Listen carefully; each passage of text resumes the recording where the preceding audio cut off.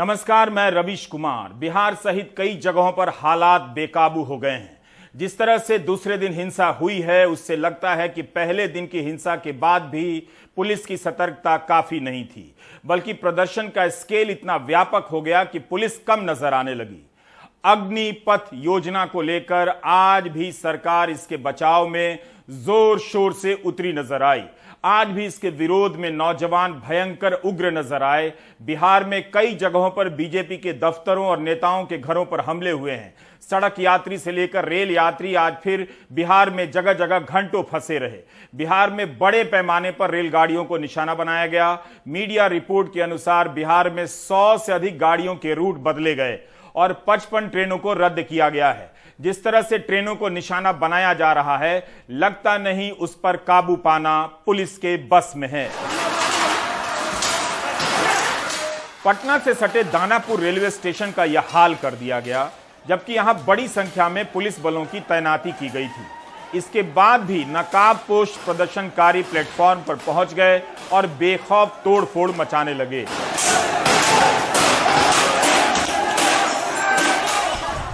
दानापुर में खड़ी फरक्का एक्सप्रेस को उपद्रवियों ने आग के हवाले कर दिया।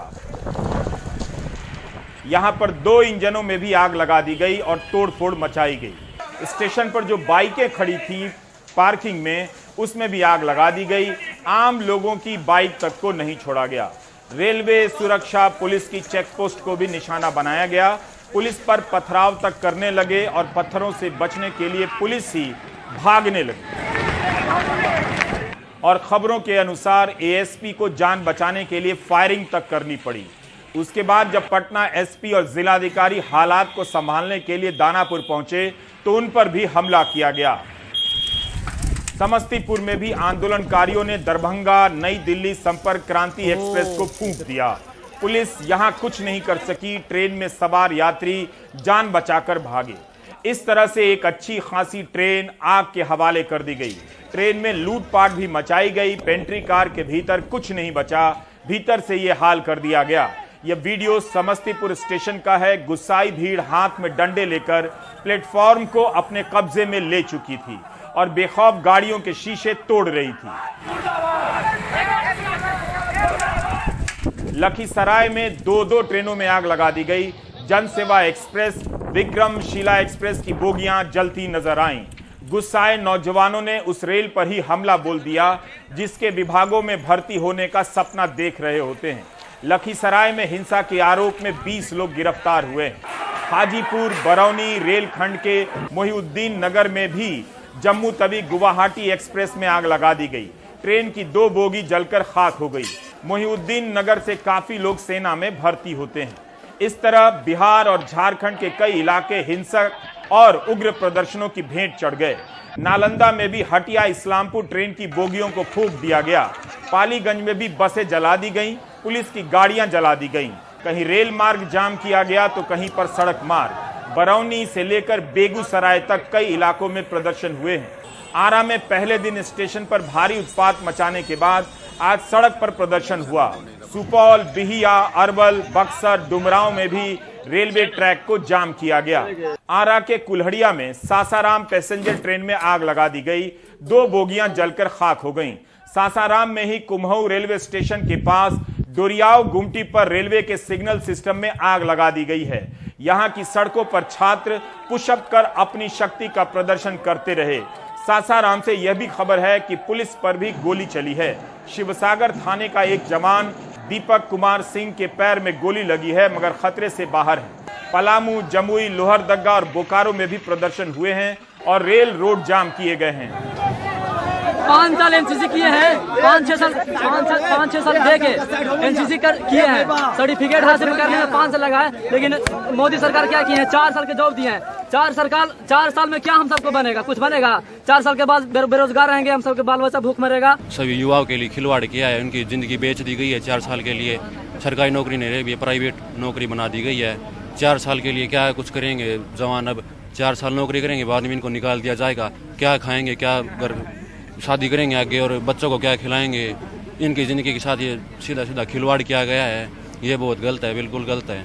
पहले मोदी सरकार ने किसानों को मारा सभी को, अब जवानों की बारी है। ये मोदी सरकार ऐसे ऐसे तो देश को खत्म कर रही है। बिहार आज बेकाबू नजर आया। 16 जून की हिंसा से ही संकेत मिल गए थे, फिर भी जिस तरह से पुलिस बेबस नजर आई उससे यही लगा कि सेना की भर्ती की तैयारी करने वाले युवाओं पर सख्ती करने से बचा जा रहा है। यह सही निर्णय हो सकता है, लेकिन उनकी नाराजगी बता रही है कि सरकार उनके गुस्से को कम समझ रही है। अभी भी सरकार को लगता है कि युवा अग्निपथ नाम की महान योजना को नहीं समझे हैं। किसान आंदोलन के समय कहा गया कि किसान कृषि कानूनों को नहीं समझ रहे, अग्निपथ के समय भी यही कहा जा रहा है कि युवा नहीं समझ रहे, जबकि युवा और किसान दोनों ही नोटबंदी काफी अच्छे से समझ गए थे। जो समाज नोटबंदी समझ सकता है वो अग्निपथ क्यों नहीं समझ पा रहा है? इसका मतलब है समझाने की कोशिशों में कुछ कमी है। वैसे बिना देरी के यह काम ट्विटर पर शुरू हो चुका है। पूर्व केंद्रीय मंत्री, बीजेपी के सांसद और सेना से ही रिटायर्ड अधिकारी राज्यवर्धन राठौर का यह वीडियो सभी युवा ध्यान से सुने और इसमें बताए जा रहे फायदों को गिने। हर 4 में से एक व्यक्ति को सेना में 15 साल और कम से कम नौकरी करने का अवसर मिलेगा। तीसरा, जो बाहर भी जाएंगे, आप देखिए 24 साल की उम्र में आपके आसपास कौन सा ऐसा युवा है जो 20 लाख रुपए कमाकर 24 साल की उम्र का हो। और यही नहीं, बीएसएफ, सीआरपीएफ, पुलिस, इन सब के अंदर आपको नौकरी करने के लिए प्राथमिकता मिलेगी। 24 साल की उम्र में ऐसा भरोसा किसके पास है? ये जरा सोचिए। कितने अच्छे से इस वीडियो में पूर्व मंत्री ने समझाया है। बस 12 लाख का 20 लाख कर दिया है।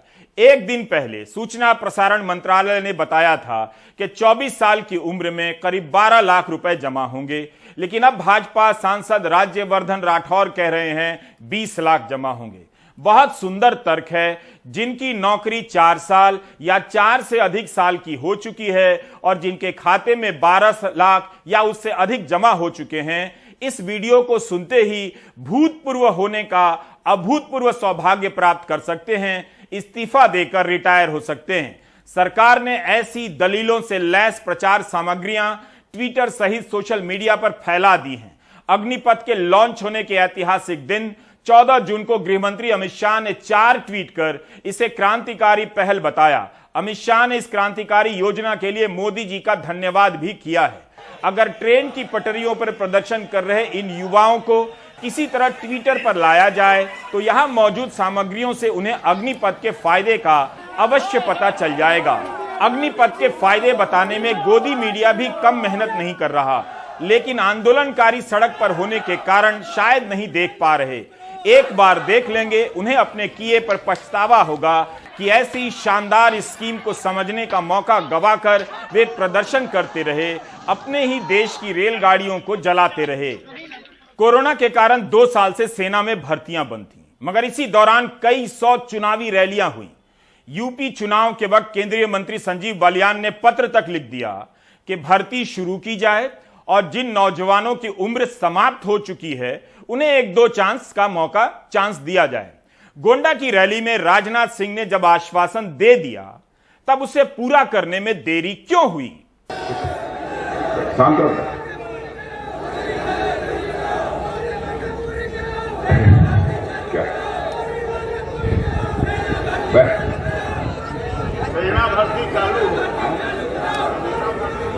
अच्छा होगी हाँ होगी चिंता मत। अरे भाई होगी, सुन जाओ। हो गया, बोल दिए तो शांत हो जाओ। हेलो ए लड़के, होगी, बोल दिए तो शांत हो जाओ। होगी बोल दिए चिंता मत करो नौजवानों, तुम लोगों की चिंता हम लोगों की है। ठीक होगी कोरोना के कारण कुछ समस्याएं आ गई थी, होगी, चिंता मत करो। अब तो बोलो जोर से। बोलो भारत माता की।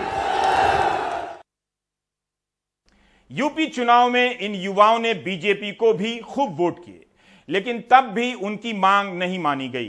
क्या यह अजीब नहीं है कि जो फैसला रक्षा मंत्रालय को कर लेना चाहिए था या अभी तक कर लेना चाहिए था, उस फैसले के लिए रक्षा मंत्री राजनाथ सिंह 3 ट्वीट कर प्रधानमंत्री मोदी को बधाई दे रहे हैं। लिख रहे हैं कि प्रधानमंत्री के निर्देश पर अग्निवीर की भर्ती में इस बार के लिए उम्र सीमा 23 साल की जा रही है। एक बार के लिए यह छूट उनके लिए है जो भर्ती बंद होने के कारण ओवर एज हो गए थे। 1 साल से देश भर में उम्र सीमा में छूट को लेकर युवा प्रदर्शन कर रहे हैं, तब फैसला क्यों नहीं हुआ?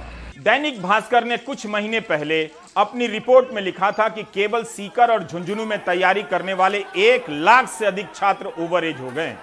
अब जाकर हिंसक प्रदर्शनों के बाद सरकार ने झट से उनकी मांग मान ली। नई अग्निवीर भर्ती में उम्र सीमा में छूट दी गई है, 21 साल से बढ़ाकर 23 साल कर दी गई है। कमाल है, देरी से लिया गया निर्णय भी संवेदनशील निर्णय कहलाता है, तो फिर असंवेदनशील निर्णय की परिभाषा क्या होगी? क्या इसी तरह की छूट यूपीएससी की परीक्षा देने वाले छात्रों को नहीं मिलनी चाहिए, जो अपनी इसी मांग को लेकर कोर्ट गए, कई बार प्रदर्शन भी किया? तब क्या माना जाए कि प्रधानमंत्री ने निर्देश नहीं दिया इसलिए छूट नहीं मिली? इनके मामले में तो कार्मिक मंत्रालय पर संसद की स्थायी समिति तक ने भी सुझाव दिया कि सरकार इन्हें एक मौका दे, लेकिन सरकार ने नहीं दिया। सरकार को लगा कि अग्निवीर योजना में एक बार के लिए 23 साल तक की उम्र बढ़ा देने से आंदोलन थमेगा, लेकिन आज तो और भी उग्र हो गया। बिहार में रेल और बसें ही नहीं बल्कि बीजेपी नेताओं के घर और पार्टी दफ्तरों को भी युवाओं ने जलाना और निशाने पर लेना शुरू कर दिया। यह बिहार बीजेपी के सबसे बड़े नेता का घर है। बेतिया से सांसद संजय जायसवाल और बीजेपी के प्रदेश अध्यक्ष का, जिस बेतिया से संजय जायसवाल कई बार चुनाव जीत चुके हैं, वहां पर उनके घर पर हमला हुआ। गेट को तोड़ने का प्रयास हुआ और शीशे तोड़ डाले गए। एक पुलिसकर्मी भी घायल हुआ। बाद में एसपी ने भीड़ को खदेड़ा, लेकिन उसी बेतिया में बीजेपी के विधायक और बिहार की उप मुख्यमंत्री रेणु देवी के घर पर भी हमला हो गया। उस वक्त घर के भीतर कई लोग थे। पुलिस ने तुरंत ही प्रदर्शनकारियों पर काबू पाया और खदेड़ा। यही नहीं, बेतिया में बीजेपी के कार्यालय पर भी हमला हुआ है। बेतिया शहर में भी कई जगह हिंसा हुई। सैकड़ों गाड़ियों के शीशे तोड़ डाले गए। बीजेपी के विधायक विनय बिहारी की गाड़ी पर भी हमला हुआ है। यह बगहा का बीजेपी कार्यालय है। यहां प्रदर्शनकारी घुस गए और तोड़फोड़ करने लगे, चीज सामान निकाल कर फेंक दिया। बगहा बेतिया से सटा है। सासाराम में भी बीजेपी के कार्यालय पर हमला हुआ है। प्रदर्शनकारी कार्यालय में घुसकर तोड़फोड़ करने लगे। समस्तीपुर में बीजेपी युवा मोर्चा के नेता के घर पर हमला हुआ। लखीसराय में भी बीजेपी कार्यालय में खिड़की के शीशे तोड़े गए हैं। बीजेपी के कार्यकर्ताओं को चोटें आई हैं। मधेपुरा में भी भाजपा कार्यालय पर सैकड़ों युवाओं ने इस तरह से हमला कर दिया। यहां पुलिस तो नजर आ रही है, मगर भीड़ से कम। भीड़ ने इस नए बने कार्यालय में आग लगा दी और पथराव किया, जिसके कारण भीतर के सामान टूट गए। 16 जून को नवादा में बीजेपी के कार्यालय में आग लगा दी गई थी। विधायक की गाड़ी तोड़ दी गई। फिर से नवादा में पुलिस की गाड़ी जलाई गई है। यही कारण है कि पटना में बीजेपी के दफ्तर के बाहर सुरक्षा बढ़ा दी गई। इस पूरे योजना को पूरी दुनिया की सभी जगह की फौजें करती हैं और इसका मूल उद्देश्य यह होता है कि कभी कोई अगर देश पे संकट आ जाए तो हमारे पास एक 35 साल से कम में 20 लाख की एक और रिजर्व फोर्स रहे, जो कि देश के संकट में काम में आ सके। बिहार में बीजेपी जदयू की सरकार है, लेकिन इसके बाद भी कई जगहों पर बीजेपी के दफ्तरों और नेताओं के घरों को निशाना बनाया गया। मनीष कुमार ने बिहार की उप मुख्यमंत्री रेणु देवी से बात की। उनका कहना है कि अग्निपथ नौकरी नहीं है, बल्कि सेना की तरफ से कौशल विकास की ट्रेनिंग है। वापस लिया जाना चाहिए। देखिए, वो व्यक्तिगत किसी की बात हो सकती है, लेकिन हर आदमी का सोच अलग होता है। अगर कोई कहे कि सेना में भर्ती का नौकरी का मतलब नहीं है, अगर हमने ये कहा है कि 4 वर्षों के बाद में जो बच्चे 25% छोड़ के जो बच्चे मिलेंगे उनको अग्निवीर कौशल पुरस्कार माने ये हम देने वाले हैं सर्टिफिकेट प्रमाण पत्र। कौशल मीन्स क्या होता है? कौशल मीन्स होता है कि हम लोग जो है ट्रेंड होके आए हैं और ट्रेंड लोगों का कहीं भी कमी नहीं है। ये भारत देश बहुत विशाल देश है, इसमें कमी नहीं है। लड़कों का कहना है कि अगर वो 4 साल के लिए उनको नौकरी दी जाए तो नेताओं को क्यों नहीं? देखिए, सबसे बड़ी बात है कि 4 साल की नौकरी और नेता में दोनों में अंतर होता है। नौकरी नहीं है, अभी भी मैं कह रही हूँ कि नौकरी नहीं है, ये ट्रेनिंग है। ये कौशल विकास की ट्रेनिंग है। ये सेना की कौशल विकास की ट्रेनिंग है। बिहार के उप मुख्यमंत्री और बीजेपी के विधायक रेणु देवी ने जिस तरह से अग्निपथ को समझा, मनीष कुमार को समझाया है, उससे जाहिर है वे इस योजना को कौशल विकास योजना की नजर से देख रही हैं। कह रही हैं कि यह सेना के कौशल विकास की ट्रेनिंग है। यही तो युवाओं के भी सवाल हैं। जगह जगह तिरंगा लेकर शांतिपूर्ण प्रदर्शन भी हुए हैं। इन युवाओं को 4 साल के बाद कॉरपोरेट में सिक्योरिटी गार्ड का सपना दिखाया जा रहा है। क्या सरकार बता सकती है कि किस कॉरपोरेट में तैनात कितने सिक्योरिटी गार्ड को महीने का 21,000 या 31,000 वेतन मिलता है? क्या सरकार को नहीं पता कि सिक्योरिटी गार्ड की सैलरी कितनी कम होती है? किस राज्य में इन्हें 21,000 की सैलरी मिलती है? न्यूनतम मजदूरी के हिसाब से अलग अलग राज्यों में कहीं 8,000 तो कहीं 16,000 की सैलरी मिलती है। हाउसिंग सोसाइटी के गेट पर तैनात सिक्योरिटी गार्ड की सैलरी पूछाइए। क्या सेना में 4 साल की ट्रेनिंग लेकर ये नौजवान 8,000 या 15,000 की सैलरी पर काम करेंगे? जब कौशल विकास के लिए 2015 से स्किल इंडिया चल रही है तो उसके रहते सेना को कौशल विकास का ट्रेनिंग सेंटर क्यों बनाया जा रहा है? एटीएम पे जॉब करता हूँ सर, 11,000 रुपये मिलते हैं और 4 मेंबर हैं हम। खर्च हो जाता है घर का? वो ये सर एक्सेप्ट करना पड़ता है ऐसे वैसे। क्या मानते हैं इसको क्या होना चाहिए? सर 14-15,000 रुपये तो होने चाहिए सर 4 साल रुपये के बाद। 2 दिनों से हिंसा हो रही है। सरकार ट्विटर के जरिए युवाओं से बात कर रही है। युवाओं को समझना चाहिए कि कृषि कानूनों को प्रधानमंत्री या कृषि मंत्री ने प्रेस कॉन्फ्रेंस कर लॉन्च नहीं किया। उनकी घोषणा की गई थी, पहले अध्यादेश आया था, तब जाकर किसानों को पता चला। अग्निपथ योजना को लॉन्च करने के लिए प्रेस कॉन्फ्रेंस की तस्वीर फिर से देखिए। देश की रक्षा सेवा से जुड़े 3 सर्वोच्च अधिकारी प्रमुख शामिल हुए। रक्षा मंत्री, 3 सेनाओं के प्रमुख और सैन्य मामलों के अतिरिक्त सचिव। अगर अग्निपथ योजना वापस ली गई तो क्या इससे सेना को शर्मिंदगी नहीं होगी? सेना की पहचान पीछे हटने की नहीं होती है, आगे बढ़ने की होती है। अगर यह योजना वापस ली गई तो सेना प्रमुखों की बात खाली चली जाएगी। कृषि कानूनों की तरह अग्निपथ योजना का वापस लिया जाना आसान नहीं होगा। सरकार पर आरोप लगेगा कि बिना सोचे समझे एक योजना बनाई और उसे सेना प्रमुखों के हाथों लॉन्च करा दिया। जिस तरह से मंत्री अग्निपथ के लिए प्रधानमंत्री को बधाई दे रहे हैं, बाद में नहीं कह सकते कि फैसला केवल सेना प्रमुखों का था। नौजवान को फौज में 4 साल की एक मौका दे रहे हैं देश की सेवा करने के लिए, और मैं चाहता हूं कि जितने भी नौजवान अलग अलग जगह में हैं अपना गांव में जाइए, शहर में जाइए। रिक्रूटमेंट प्रोसेस जल्दी चालू होने वाला है, आपको तैयारी करना है क्योंकि एक कंपटीशन काफ़ी होता है। आपको पता है कि फ़ौज के अंदर भर्ती होने के लिए अभी टाइम है तैयारी करने के लिए, और कोई काम करने के लिए वेस्ट करने के लिए टाइम नहीं है। और जब फ़ौज के अंदर आता है तो उसको 6 महीने का ट्रेनिंग दिया जाएगा और 3.5 साल नौकरी करेगा। ये नौकरी फील्ड में हो, पीस में हो, हर जगह में उसको मौका मिलेगा। संदेश साफ और सख्त है, अग्निपथ योजना वापस नहीं होगी। नया दौर आ गया है। युवाओं ने एक गलती कर दी, हिंसा से बचना चाहिए था। हिंसा का स्केल इतना व्यापक है कि बहुत मुश्किलों से पुलिस ने हालात संभाले हैं। बेशक पुलिस कम पड़ गई। पुलिस की कार्रवाई से लगता है कि आज बिहार और यूपी में संयम और विवेक से काम लिया गया है। हमारे सहयोगी अदनान ने बताया कि यमुना एक्सप्रेसवे पर अलीगढ़ के पास टप्पल में बड़ी संख्या में प्रदर्शनकारी जमा हो गए। पुलिस की मौजूदगी के बाद भी यमुना एक्सप्रेसवे पर रोडवेज की 4 बसों को क्षतिग्रस्त कर दिया गया। किसी में आग लगा दी गई, किसी को पलट दिया गया। क्या इन युवाओं में योगी की पुलिस का डर खत्म हो गया है? कई घंटों तक यहां जाम रहा। हालात किसी तरह से काबू में आए तो गुस्साए नौजवान टप्पल के जट्टारी चौकी पहुंच गए और वहां हिंसा और आगजनी की पुलिस की गाड़ी जला दी। यहां पुलिस के सर्किल अफसर राकेश सिसोदिया सहित कई पुलिसकर्मी घायल हो गए। अटारी पंचायत के चेयरमैन और भाजपा नेता राजपाल सिंह की स्कॉर्पियो गाड़ी भी जला दी गई। लेकिन सभी जगह पर हमारे अधिकारियों ने बहुत ही संयम का परिचय देते हुए और जो विरोधकर्ता थे, जो छात्र थे, उनके साथ में लगातार संवाद बनाए रखा।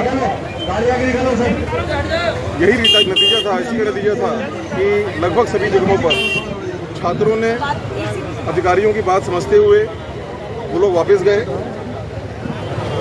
यहाँ पर जट्टारी में, थाना अलीगढ़, जनपद अलीगढ़ में इन छात्रों के साथ में कुछ उपद्रवी तत्व भी मिल गए। इन उपद्रवी तत्वों ने सवेरे पहले इन गाड़ियों में आगजनी की और जब बल प्रयोग किया तो तितर-बितर हो गए।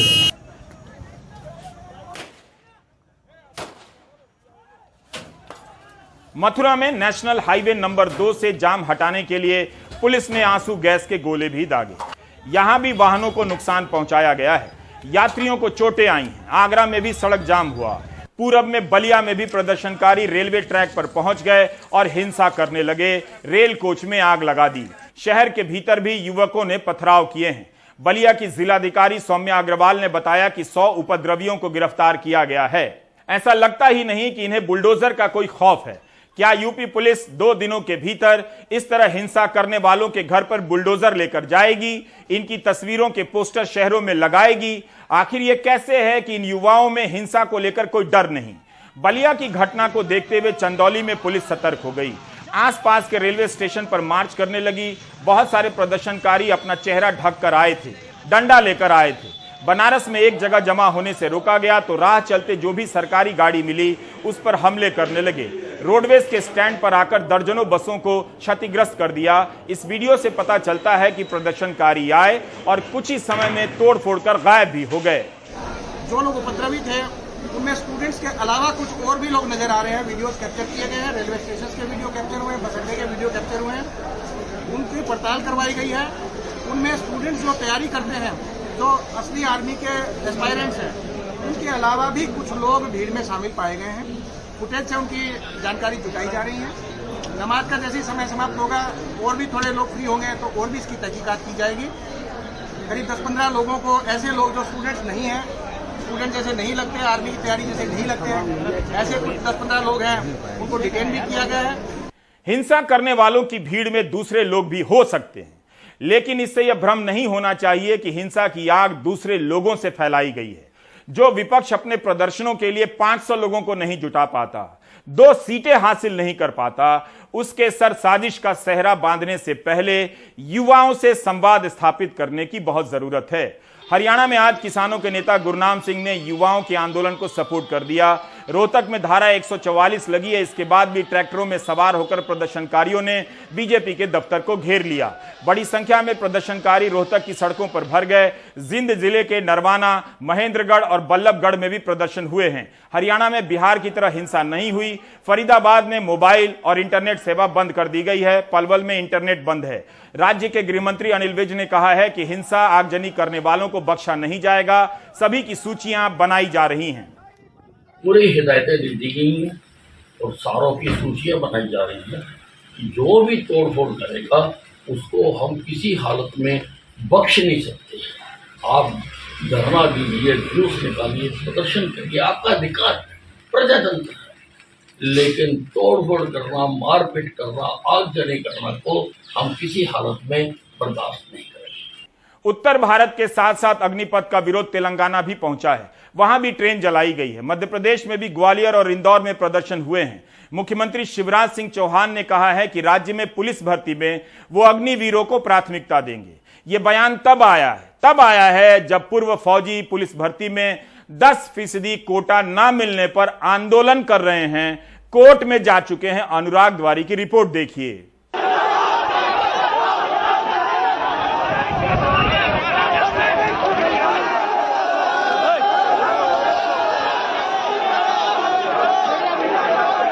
अग्निपथ योजना के अंतर्गत सेना में भर्ती होंगे, जिनको अग्निवीर कहा जाएगा। उन अग्निवीरों को मध्य प्रदेश पुलिस की भर्ती में भी हम प्राथमिकता देंगे। हालांकि लगता है मध्य प्रदेश के संभावित अग्निवीरों ने मुख्यमंत्री की बातों को अनसुना कर दिया। यकीन करते भी तो कैसे। ये मध्य प्रदेश के पूर्व सैनिक हैं। सरकार ने नियम बनाया था कि पुलिस भर्ती में इन्हें 10% तक आरक्षण मिलेगा। महीनों से आंदोलन कर रहे हैं क्योंकि इस दफे पुलिस भर्ती में इनका वायदा पूरा नहीं हुआ।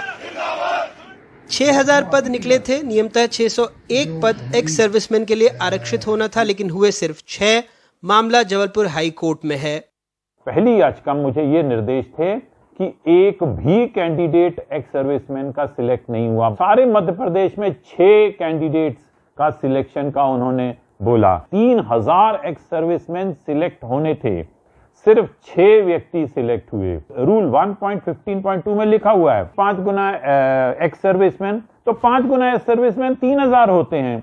आपने 3000 कैंडिडेट नहीं सिलेक्ट किए, दिस इज इलीगल। तो हाई कोर्ट ने वो मेरी जो प्रथम याचिका है उसमें नोटिस जारी करके ये बोला इस याचिका के अंतिम आदेश के अधीन अध्याधीन जो भी सिलेक्शन प्रोसीडिंग है रहेगी। मामला सिर्फ पुलिसकर्मियों की भर्ती का नहीं है। सरकारी सपनों के सामने हकीकत ये भी है कि मध्य प्रदेश की सबसे बड़ी परीक्षा यानी राज्य सेवा परीक्षा 2021 के प्रीलिम्स 19 जून को आयोजित होने जा रहा है, लेकिन 2019 और 2020 का अंतिम परिणाम अभी तक घोषित नहीं हुआ है। 2019-2020 के लगभग 10,000 उम्मीदवार असमंजस में हैं। परीक्षा में देरी से बड़ी संख्या में उम्मीदवारों की उम्र निकल गई है। ये 2018 में अर्धसैनिक बलों के लिए चयनित उम्मीदवार हैं। पैरों में छाले हैं, हाथ में तिरंगा। 45 डिग्री की गर्मी में नागपुर से 50 से ज्यादा युवा दिल्ली की ओर चल पड़े हैं। इन उम्मीदवारों का कहना है कि वो पूरी प्रक्रिया में पास हैं, लेकिन भर्ती नहीं हो रही है। इनकी टी शर्ट पर लिखा है वर्दी दो या अर्थी दो। अग्निपथ योजना शुरू होते ही मध्य प्रदेश के मुखिया का बयान आ गया। ये और बात है कि पूर्व सैनिकों के मामले में बार बार पूछने पर भी सरकार के तरफ से कोई प्रतिक्रिया नहीं मिली। ये भी और बात है कि मध्य प्रदेश में अकेले सरकारी स्वीकृत पद ही 1 लाख से ज़्यादा हैं जो खाली हैं। शिक्षक से लेकर पटवारी तक बार बार आंदोलन कर रहे हैं, लेकिन उन्हें मिल रही है तो सिर्फ लाठियाँ और ज़्यादा पूछने पर एक नई तारीख। जबलपुर से अपने सहयोगी संजीव चौधरी और भोपाल से कैमरा पर्सन रिजवान खान के साथ अनुराग द्वारी, एनडीटीवी इंडिया। पिछले शुक्रवार को प्रदर्शनों के दौरान जो हिंसा हुई और इस शुक्रवार को हिंसा और आगजनी हुई, दोनों के कवरेज में अगर आप गोदी मीडिया की भाषा देखेंगे तो काफी अंतर नजर आएगा। पिछले शुक्रवार को हिंसा और पत्थरबाजी की घटना की खबर आते ही तुरंत आतंकवादी से लेकर उग्रवादी का इस्तेमाल होने लगा। इस शुक्रवार को काफी संयम के साथ उपद्रवी का इस्तेमाल हुआ है। ज्यादातर जगहों पर आंदोलनकारी प्रदर्शनकारी का ही इस्तेमाल हुआ, नाराज युवकों का इस्तेमाल हुआ। गोदी मीडिया के स्क्रीन पर पिछले और इस शुक्रवार को सुर्खियां लगाते वक्त जिस भाषा का इस्तेमाल हुआ है उसका अध्ययन जरूरी है। मिसाल के तौर पर एक अंग्रेजी चैनल ने लिखा है, Agnipath protesters block a road in east UP's Deoria, do pushups on the road. यह हेडलाइन कितनी लोकतांत्रिक और उदार है। पिछले शुक्रवार के हिंसक प्रदर्शनों को लेकर कुछ हेडलाइन इस तरह से थी, बुलडोजर का प्रहार, योगी का संदेश तैयार, क्यों चलाई गोली, मौलाना की कैसी बोली, जहां से पत्थर वहां से बुलडोजर, बुलडोजर घर घर दंगाई थर थर, पत्थरबाजों बुलडोजर घर को पत्थर कर देगा, ऑर्डर क्लियर, गुनाह पत्थर तो सजा बुलडोजर, योगी राज में उपद्रवियों पर प्रहार। अब इसी गोदी मीडिया की इस शुक्रवार की हेडलाइन देखिए। पिछले शुक्रवार को खुलकर दंगाई, उपद्रवी और उनके खिलाफ बुलडोजर और गोली का इस्तेमाल होता है। मौलाना की बोली तक से गोदी मीडिया बमक गया। लेकिन इस शुक्रवार की भाषा बहुत लोकतांत्रिक है। किसी को बुलडोजर से कुचले जाने के लिए तैयार रहने को नहीं कहा जा रहा, न गोली खाने के लिए। यह इस शुक्रवार की भाषा है जो चैनलों की हेडलाइन पर चली है। आक्रोश का अग्निपथ, क्यों भड़के अग्निवीर। अग्निपथ योजना की अग्नि परीक्षा, अग्निपथ योजना से फायदा या नुकसान, बेहद चालाकी से इस शुक्रवार गोदी मीडिया की भाषा बदल जाती है। एक और बड़े गोदी चैनल की सुर्खियां देखिए, आक्रोश का अग्निपथ, अग्निपथ यूपी से बिहार तक बवाल, अग्निपथ के खिलाफ विरोध, भारी तोड़फोड़ जारी, अग्निपथ से शहर शहर आक्रोश, संपर्क क्रांति जलाने वाले क्रांतिकारी हैं, प्रश्नवाचक चिन्ह। इन्हें आतंकवादी उपद्रवी लिखने के बजाय सवाल किया जा रहा है कि ट्रेन जलाने वाले क्रांतिकारी हैं। क्या आप अब भी भाषा का यह खेल नहीं समझे?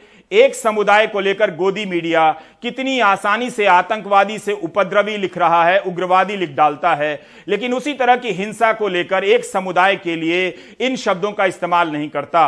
आतंकवादी की जगह आगजनी और बवाल का प्रयोग करता है। वाराणसी के पुलिस कमिश्नर ए सतीश गणेश ने कितनी सुंदर बात कही है। चुनिंदा हमारे ही ये बच्चे हैं, ये किसी बाहर के बच्चे नहीं हैं। इनको समझाने की जरूरत थी, इनको समझाया जा रहा है।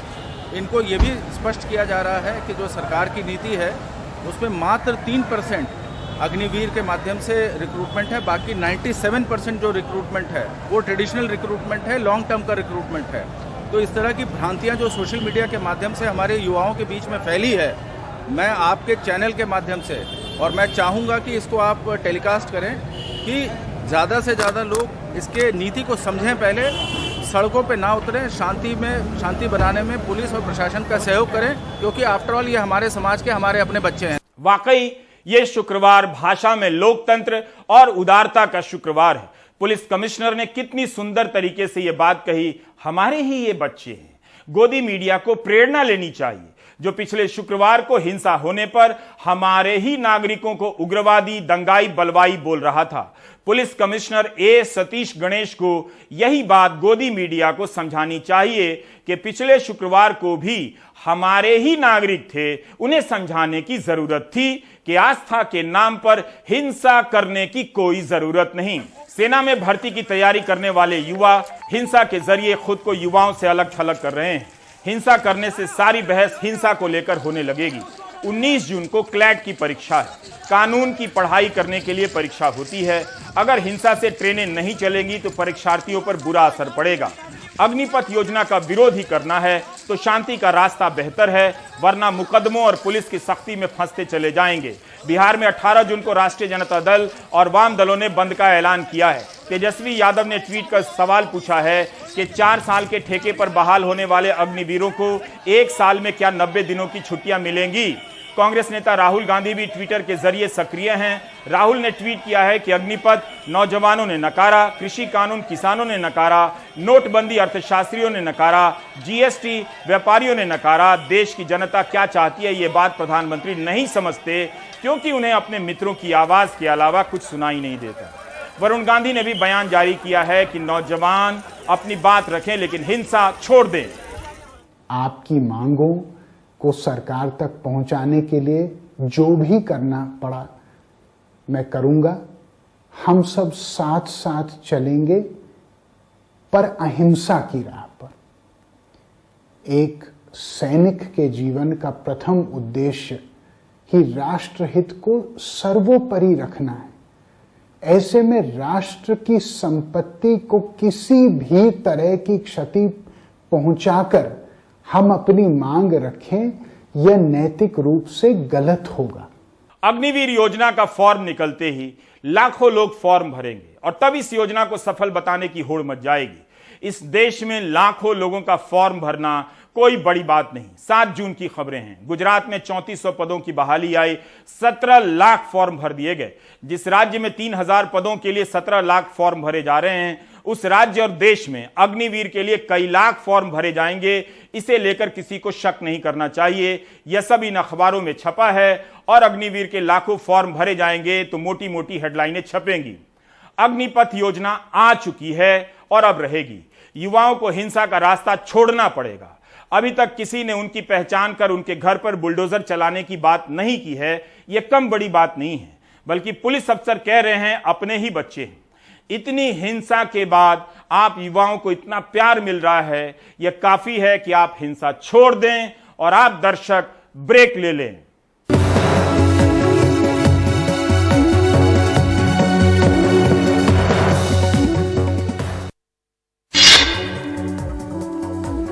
राजस्थान के मुख्यमंत्री अशोक गहलोत के भाई अग्रसेन गहलोत के फार्म हाउस और दूसरे ठिकानों पर सीबीआई की टीम ने शुक्रवार को छापेमारी की।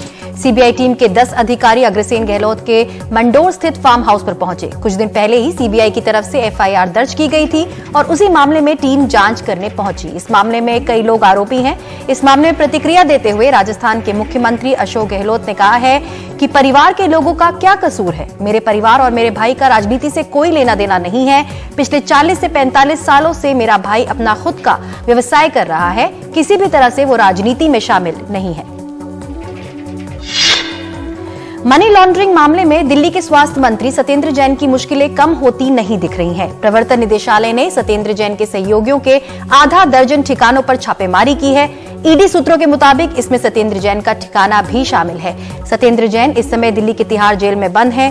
ईडी ने कुछ दिन पहले ही दिल्ली सरकार के मंत्री सत्येंद्र जैन और उनके सहयोगियों के यहां छापेमारी की थी। उस वक्त अलग अलग ठिकानों से बरामदगी का दावा किया गया था। अरुणाचल प्रदेश में भारी बारिश के चलते लैंडस्लाइड होने से राज्य के चांगलांग से असम को जोड़ने वाला नेशनल हाईवे की सड़क का बड़ा हिस्सा टूट गया है। इसकी वजह से हर तरह के वाहनों की आवाजाही रुकी हुई है।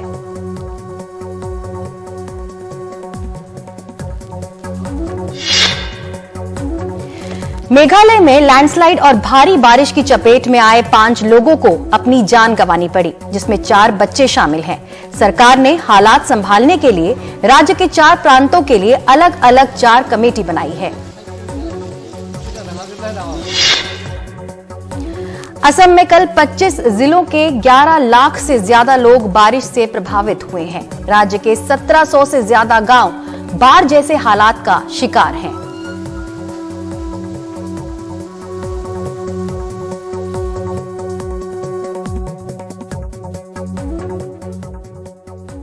आप देख रहे थे प्राइम टाइम। नमस्कार।